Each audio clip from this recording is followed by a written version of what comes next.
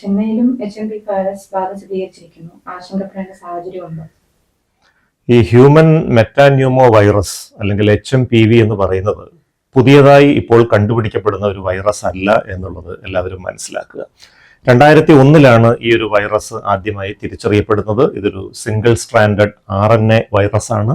Pneumo വൈറിഡെ എന്ന് പറയുന്ന ഒരു വിശാലമായ വൈറസ് കുടുംബത്തിലെ അംഗമായ ഒരു വൈറസ് ആണ്.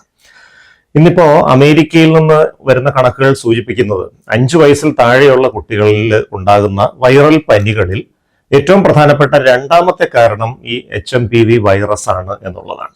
നേരത്തെ തന്നെ ഇവിടെ എല്ലായിടത്തും ഉള്ള വൈറസ് തന്നെയാണ്. ഏറ്റവും കൂടുതൽ ഇത് ബാധിക്കുന്ന 5 വയസ്സിൽ താഴെയുള്ള കുട്ടികളെയാണ് എന്ന് മാത്രം. മുതിർന്നവരെയും ബാധിക്കാമെങ്കിലും കുട്ടികളെയാണ് ഇത് കൂടുതലായിട്ട് ബാധിക്കുന്നത്. അപ്പൊ സാധാരണ തരത്തിലുള്ള ഒരു വൈറൽ പനിയുടെ ലക്ഷണങ്ങളുമായി വരുന്ന ഒരു വൈറസ് മാത്രമാണ്.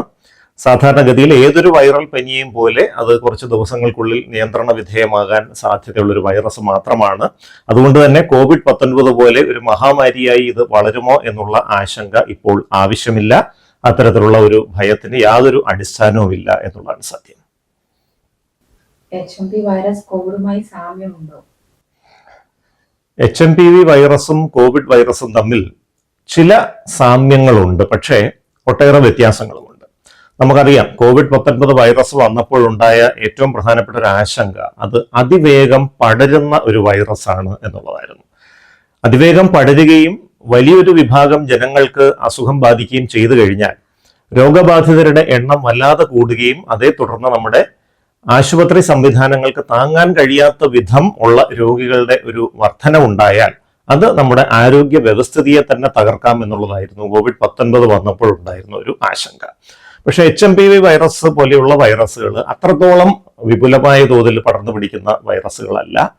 അത്രത്തോളം തീവ്രമായ ലക്ഷണങ്ങൾ ഉണ്ടാക്കാനുള്ള സാധ്യതയുമില്ല. അതുകൊണ്ട് തന്നെ COVID-19 വൈറസുമായി ബന്ധപ്പെട്ടുണ്ടായ പോലെയുള്ളൊരു ഭീതിക്ക് ഇവിടെ അടിസ്ഥാനമില്ല. കാലങ്ങളായിട്ട് ഈ വൈറസ് നമ്മുടെ സമൂഹത്തിൽ തന്നെ ഉണ്ട്. ഇത് ഏറ്റവും കൂടുതൽ ശ്രദ്ധിക്കേണ്ട 2-3 വിഭാഗം ആളുകളിലാണ്. ഇപ്പോൾ തീരെ ചെറിയ കുട്ടികൾ, 6 മാസം തൊട്ട് 12 മാസം വരെ പ്രായമുള്ള കുട്ടികൾക്ക് പലപ്പോഴും ഇത്തരത്തിലുള്ള വൈറൽ അണുബാധകൾ സങ്കീർണമാകാനും അത് ആശുപത്രിയിൽ കുട്ടികളെ പ്രവേശിപ്പിക്കേണ്ട ഒരു അവസ്ഥയിലേക്ക് എത്താനും സാധ്യതയുണ്ട്. അതുപോലെ രോഗപ്രതിരോധ ശേഷി തീരെ കുറവുള്ള 5 വയസ്സിൽ താഴെയുള്ള കുട്ടികൾ പോഷകാഹാര കുറവ് കൊണ്ടോ മറ്റെന്തെങ്കിലും തീവ്രമായ ശാരീരിക രോഗങ്ങൾ കൊണ്ടോ പൊതുവെ അവശ നിലയിലുള്ള കുട്ടികൾക്ക് അവർക്ക് ഈ ഒരു വൈറൽ അണുബാധ സങ്കീർണതകളിലേക്ക് പോവാം. ഇനി പ്രായം ചെന്ന ആളുകൾ, ഒരുപാട് ജീവിതശൈലിജന്യ രോഗങ്ങൾ മൂലം, ഹൃദ്രോഗമോ വൃക്കരോഗമോ ഒക്കെ മൂലം വളരെ അവശമായ ശാരീരിക നിലയിലുള്ള പ്രായം ചെന്ന ആളുകൾ, അതുപോലെ ക്യാൻസർ പോലെയുള്ള രോഗങ്ങൾ ബാധിച്ച് രോഗപ്രതിരോധ ശക്തി തകർന്ന ആളുകൾ, ഈ ആളുകളിൽ മാത്രമാണ് ഇതൊരു സങ്കീർണതയിലേക്ക് പോകാൻ സാധ്യതയുള്ളൂ. അല്ലാതെ പൊതുവെ ആരോഗ്യമുള്ള ഒരു കുട്ടിക്കോ ആരോഗ്യമുള്ള ഒരു മുതിർന്ന വ്യക്തിക്കോ ഈ വൈറൽ അണുബാധ ഉണ്ടായാൽ അത് വലിയ പ്രശ്നങ്ങളൊന്നുമില്ലാതെ ഏതാനും ദിവസങ്ങൾക്കുള്ളിൽ മാറിപ്പോകുന്നതായിട്ട് തന്നെയാണ് കണ്ടുവരുന്നത്. HMPV കുട്ടികളിൽ ഗുരുതരമാകുന്നു. കുട്ടികളിലാണ് HMPV വൈറസ് ഏറ്റവും കൂടുതലായിട്ട് കണ്ടുവരുന്നത്. ഇപ്പോൾ അമേരിക്കയിൽ നിന്ന് വരുന്ന കണക്കുകൾ സൂചിപ്പിക്കുന്നത് 5 വയസ്സിൽ താഴെയുള്ള കുട്ടികളിൽ ഈ വൈറൽ പനികൾക്ക് ഏറ്റവും പ്രധാനപ്പെട്ട കാരണമാകുന്ന രണ്ടാമത്തെ വൈറസാണ് HMPV. ആദ്യത്തെ വൈറസ് റെസ്പിറേറ്ററി സിൻസീഷ്യൽ വൈറസ് എന്ന് പറഞ്ഞൊരു സംഗതിയാണ്, നമ്മുടെ നാട്ടിലും ഉള്ളൊരു വൈറസാണ്. 2ാം സ്ഥാനമാണ് ഈ HMPV വൈറസിന് ഉള്ളത്. ഇത് ചില ഘട്ടങ്ങളിൽ ഗൗരവമായ അസുഖത്തിലേക്ക് നീങ്ങാം. അത് ഏറ്റവും കൂടുതൽ തീരെ ചെറിയ കുട്ടികളിലാണ്, 1 വയസ്സിൽ താഴെയുള്ള കുട്ടികളിൽ. ഇപ്പൊ തന്നെ കണക്കുകൾ സൂചിപ്പിക്കുന്ന 6 മാസം തൊട്ട് 12 മാസം വരെയുള്ള പ്രായമുള്ള കുട്ടികളാണ് ഈ HMPV വൈറസ് അണുബാധയെ തുടർന്ന് ആശുപത്രിയിൽ അഡ്മിറ്റ് ചെയ്യേണ്ട സ്ഥിതിയിലേക്ക് എത്തുന്നത്. എപ്പോഴാണ് ആശുപത്രിയിലേക്ക് ഈ കുട്ടികളെ അഡ്മിറ്റ് ചെയ്യേണ്ടി വരുന്നത്? ഇതിന്റെ രോഗലക്ഷണങ്ങൾ മൂർച്ഛിച്ച് ന്യൂമോണിയ, അതായത് ശ്വാസകോശത്തിൽ അണുബാധയുടെ അവസ്ഥ പ്രകടമാകുന്നു. അതേ തുടർന്ന് ശ്വാസം എടുക്കാൻ ബുദ്ധിമുട്ട് വരുന്നു. ഇങ്ങനെ വരുന്ന ഒരു ഘട്ടത്തിലാണ് പലപ്പോഴും ഇവരെ അഡ്മിറ്റ് ചെയ്യേണ്ടി വരുന്നത്. അപ്പൊ അത് സ്വാഭാവികമായും 6 മാസം തൊട്ട് 12 മാസം വരെ പ്രായമുള്ള കുട്ടികളിൽ അത് ശ്രദ്ധിക്കേണ്ടതുണ്ട്. രോഗപ്രതിരോധ ശേഷി കുറഞ്ഞ കുട്ടികളുണ്ടാകാം. അത് പല കാരണങ്ങൾ കൊണ്ട് വരാം. പോഷകാഹാര കുറവ് കൊണ്ടുവരാം. ക്യാൻസർ പോലെയുള്ള രോഗങ്ങൾ കുട്ടികളെയും അപൂർവമായി ബാധിക്കാൻ സാധ്യതയുണ്ട്, അത്തരം കുട്ടികളിൽ വരാം. ഓട്ടോ ഇമ്മ്യൂൺ ഡിസീസസ്, അതായത് നമ്മുടെ തന്നെ രോഗപ്രതിരോധ ശക്തി അമിതമായി നമ്മുടെ ശരീരത്തിലെ കോശങ്ങളെ തകർക്കുന്ന തരത്തിലുള്ള രോഗാവസ്ഥകൾ വ്യാപകമാണ് കുട്ടികളിലും. അപ്പൊ അതിന്റെ ചികിത്സ എടുത്തുകൊണ്ടിരിക്കുന്ന കുട്ടികൾ പലപ്പോഴും ഈ രോഗപ്രതിരോധ ശേഷി അമിതമാകുന്ന തടയാൻ സഹായിക്കുന്ന മരുന്നുകൾ കൊടുക്കേണ്ടി വരും. ഇത്തരം കുട്ടികൾ പലപ്പോഴും ഈ അണുബാധ വരാനും അത് സങ്കീർണമാകാനും സാധ്യത കൂടുതലുള്ള കുട്ടികളാണ്. അപ്പൊ ഇത്തരം കുട്ടികളിൽ മാത്രമാണ് അതൊരു ഗുരുതരാവസ്ഥയിലേക്ക് പോകാൻ സാധ്യതയുള്ളൂ. അല്ലാതെ പൂർണ്ണമായ ആരോഗ്യമുള്ള നല്ല രീതിയിൽ ഭക്ഷണമൊക്കെ കഴിക്കുന്ന ശാരീരികമായി മറ്റു പ്രശ്നങ്ങളൊന്നും ഇല്ലാത്ത കുട്ടികളിൽ ഇത് വലിയ സങ്കീർണതകളിലേക്ക് പോകാറില്ല എന്നുള്ളതാണ് സത്യം. ചൈനയിൽ റിപ്പോർട്ട് ചെയ്ത അതേ വകഭേദമാണോ ഇന്ത്യയിലുള്ളത്? ഈ HMPV വൈറസിന്റെ പല പല വകഭേദങ്ങൾ ലോകത്തിന്റെ പല ഭാഗത്തും നിലവിലുണ്ട്. 2001 നെതർലാൻഡ്സിലാണ് ഇത് ആദ്യം കണ്ടുപിടിക്കപ്പെടുന്നത്. പിന്നീട് അമേരിക്കയിൽ വ്യാപകമായി റിപ്പോർട്ട് ചെയ്യപ്പെട്ടു. അത് ഈ കുട്ടികളിൽ ഉണ്ടാകുന്ന ശ്വാസകോശ സംബന്ധമായ അണുബാധകളിൽ ഒരു 12% ഈ ഒരു വൈറസ് ആണ് ഉണ്ടാക്കുന്നതെന്നുള്ള കണക്കുകൾ പുറത്തു വരുന്നു. അപ്പോൾ ഇതിന് ഇത്തരം നമ്മൾ കോവിഡ് വന്നപ്പോൾ തന്നെ അറിയാം പല പല വകഭേദങ്ങൾ വരും.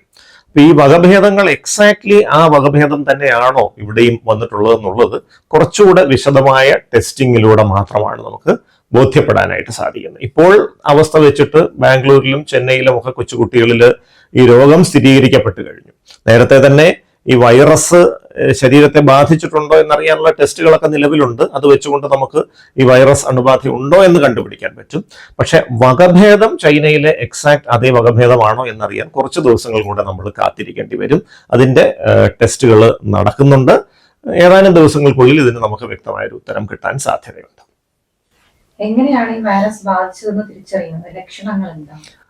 HMPV വൈറസിന്റെ രോഗലക്ഷണങ്ങൾ മറ്റേതൊരു വൈറൽ പനിയുടെയും ലക്ഷണങ്ങൾക്ക് സമാനമാണ്. ജലദോഷത്തിന്റെ ലക്ഷണങ്ങളായിട്ടായിരിക്കും തുടങ്ങുന്നത്. അതായത് മൂക്ക് ചീറ്റുക, തുമ്മലുണ്ടാകുക, മൂക്കിലും തൊണ്ടയിലും ചെറിയ തോതിലുള്ള കരകരപ്പ് വരിക, ഇത്തരം ലക്ഷണങ്ങളായിരിക്കും ആദ്യം. കുറച്ച് ദിവസം കഴിയുമ്പോൾ അത് പനിയായി മാറാൻ സാധ്യതയുണ്ട്, തൊണ്ടവേദനയായി മാറാൻ സാധ്യതയുണ്ട്. ഇതാണ് ഏറ്റവും പ്രധാനമായിട്ട് കണ്ടുവരുന്ന ലക്ഷണങ്ങൾ. പക്ഷേ അപൂർവം ചില വ്യക്തികളിൽ ഈ അണുബാധ ശ്വാസകോശത്തിലേക്ക് ബാധിച്ച് ന്യൂമോണിയ എന്ന അവസ്ഥ വന്നാൽ ശ്വാസം മുട്ടൽ ഉണ്ടാകാൻ സാധ്യതയുണ്ട്. ശ്വാസം മുട്ടൽ ഉണ്ടാകുമ്പോഴാണ് അത് തീവ്രമായ രീതിയിൽ പ്രകടമാവുകയും ചിലപ്പോൾ ആശുപത്രിയിൽ അഡ്മിറ്റ് ചെയ്യേണ്ട ഒരു അവസ്ഥ ഉണ്ടാവുകയും ചെയ്യുന്നത്. എങ്കിലും ബഹുഭൂരിപക്ഷം ആളുകളിൽ മൂക്കൊലിപ്പ്, തുമ്മൽ, ജലദോഷത്തിന്റെ ലക്ഷണങ്ങൾ, തൊണ്ടവേദന, പനി എന്നിവ തന്നെയായിരിക്കും ഈ രോഗത്തിന്റെയും ലക്ഷണങ്ങൾ. എന്തൊക്കെ മുൻകരുതലാണ് എടുക്കേണ്ടത്? ഇത് വളരെ പ്രസക്തമായ ഒരു വിഷയമാണ്. നമ്മൾ ഈ HMPV അണുബാധ റിപ്പോർട്ട് ചെയ്യപ്പെട്ടതിന്റെ അടിസ്ഥാനത്തിൽ എന്തെങ്കിലും മുൻകരുതലുകൾ നമ്മൾ എടുക്കേണ്ടതുണ്ടോ എന്നുള്ള ചോദ്യം തീർച്ചയായിട്ടും വേണം. ഇപ്പൊ കോവിഡ് വൈറസ് നിയന്ത്രണ വിധേയമായതോടുകൂടി എല്ലാവരും വലിയ തോതിൽ ആഘോഷിക്കുകയാണ്. ഇപ്പൊ ന്യൂ ഇയറിന്റെ സമയത്തൊക്കെ നിയന്ത്രണം വിട്ടുള്ള ആഘോഷങ്ങൾ നമ്മുടെ നാട്ടിലും കാണാനിടയായി. 2-3 പ്രത്യേക കാര്യങ്ങൾ നമ്മൾ ശ്രദ്ധിക്കേണ്ടതായിട്ടുണ്ട്. ഒന്ന്, ഏറ്റവും കൂടുതൽ ഇത്തരത്തിലുള്ള വൈറസുകൾ വ്യാപിക്കാൻ സാധ്യതയുള്ള സ്ഥലങ്ങൾ ആശുപത്രികളാണ്. അപ്പൊ ആശുപത്രിയിൽ എന്ത് രോഗത്തിന് ചികിത്സ തേടി പോയാലും നിർബന്ധമായും മാസ്ക് ധരിച്ചുകൊണ്ട് തന്നെ പോകുക എന്നുള്ളത് ഈ രോഗം വരാതിരിക്കാൻ ഏറ്റവും നന്നായി നമുക്ക് ചെയ്യാവുന്ന ഒരു കാര്യമാണ്. പലപ്പോഴും ആശുപത്രിയിലേക്കൊക്കെ ചെല്ലുമ്പോൾ പുറത്തുനിന്ന് മാസ്ക് ധരിച്ചുകൊണ്ട് വരുന്ന ആളുകൾ ഈ ആശുപത്രിയിൽ ഡോക്ടറുടെ മുറിയിലേക്ക് കയറി കഴിഞ്ഞാൽ മാസ്ക് പെട്ടെന്ന് താഴ്ത്തും. അങ്ങനെ ചെയ്യരുത്. ഡോക്ടർ മാസ്ക് താഴ്ത്താൻ പറയുമ്പോൾ മാത്രം താഴ്ത്തിയാൽ മതി. എത്രയും കുറച്ചു സമയം മാത്രം മാസ്ക് താഴ്ത്തിയാൽ മതി. കഴിയുന്നത്ര ആശുപത്രിയിൽ നമ്മൾ ചെലവിടുന്ന പരമാവധി സമയം മാസ്ക് ധരിച്ചുകൊണ്ട് തന്നെ ഇരിക്കുക എന്നുള്ളതാണ് ഒന്നാമത്തേത്. 2, ഈ വൈറൽ പനികൾ ഉള്ള വ്യക്തികൾ, അത് HMPV മൂലമുള്ള പനിയാകാം, അല്ലാത്ത പനിയാകാം. ഈ വൈറൽ പനി ഉള്ള വ്യക്തികൾ തുടർച്ചയായി മാസ്ക് ധരിച്ചുകൊണ്ട് മാത്രം മറ്റുള്ളവരോട് ഇടപെടുക. അത് ജോലി സ്ഥലത്താണെങ്കിലും പൊതുസ്ഥലങ്ങളിലാണെങ്കിലും സ്വന്തം വീട്ടിനുള്ളിലാണെങ്കിൽ പോലും ഈ പനി ഉള്ള ആളുകൾ മാസ്ക് ധരിച്ചുകൊണ്ട് മാത്രമേ മറ്റുള്ളവരോട് ഇടപെടാവൂ. ഞാനിത് പറയാനുള്ള കാരണം, പലരും ചോദിക്കും സ്വന്തം വീട്ടിൽ മാസ്ക് ധരിച്ചുകൊണ്ടിരിക്കുന്നത് എന്തിനാണെന്ന്. ഇപ്പൊ നമ്മുടെ വീട്ടിൽ നമുക്കിപ്പോ ഇത്തരത്തിലുള്ള ഒരു വൈറൽ അണുബാധ വന്നു. പ്രായം ചെന്ന അച്ഛനും അമ്മയൊക്കെ ചിലപ്പോൾ വീട്ടിൽ കാണാം. 70 കഴിഞ്ഞ ആളുകളായിരിക്കാം, രോഗം ഉള്ള ആളുകളായിരിക്കാം. അവർക്ക് ഈ അണുബാധ വന്നു കഴിഞ്ഞാൽ അത് ചിലപ്പോൾ വലിയ സങ്കീർണതകളിലേക്ക് പോവാം.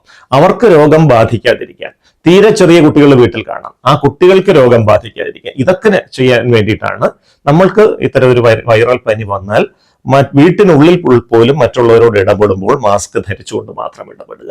3, പൊതുസ്ഥലങ്ങൾ ഇപ്പൊ നമുക്കറിയാം, യുവജനോത്സവം നടക്കുന്നുണ്ട്, പുസ്തകമേളകൾ നടക്കുന്നുണ്ട്. അത്തരം സ്ഥലങ്ങളിലൊക്കെ വലിയ ജനക്കൂട്ടം വരാൻ സാധ്യതയുണ്ട്. ഇത്തരം ജനക്കൂട്ടം തിങ്ങി നിറയുന്ന സ്ഥലങ്ങളിൽ കഴിയുന്നത് മാസ്ക് ധരിച്ചുകൊണ്ട് പോയി കഴിഞ്ഞാൽ ഏതെങ്കിലും ഒരു വ്യക്തിക്ക് വൈറസ് ബാധയുണ്ടെങ്കിൽ പോലും നമുക്കത് വരാതിരിക്കാൻ സഹായകമാകും.